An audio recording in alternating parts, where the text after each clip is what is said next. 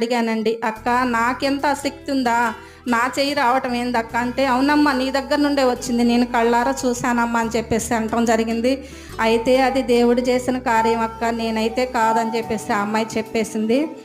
అయితే నాకు అప్పుడు అర్థమైందండి.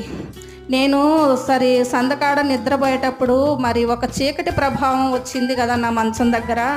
అది నన్ను ఏదో చేయడానికని చెప్పేసి ఇట్లా ప్రేరేపించింది. కానీ యేసయ్య నన్ను కాపాడాడని చెప్పేసి నా మనసుకు అనిపించి మరి మెలకువ వచ్చిందండి. అయితే నాకు మెలకువ వచ్చేసరికి మా ఇంట్లో నుండి పెద్దగా మూలగటం వినిపించిందండి.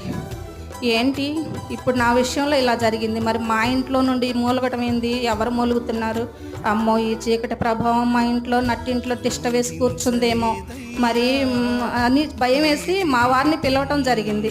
అయితే మా వారు పలకలేదు. మా అమ్మాయిని కూడా పిలిచాను భయంతో, ఆ అమ్మాయి కూడా పలకలేదు. అయితే నాకు అప్పుడు అనిపించిందండి,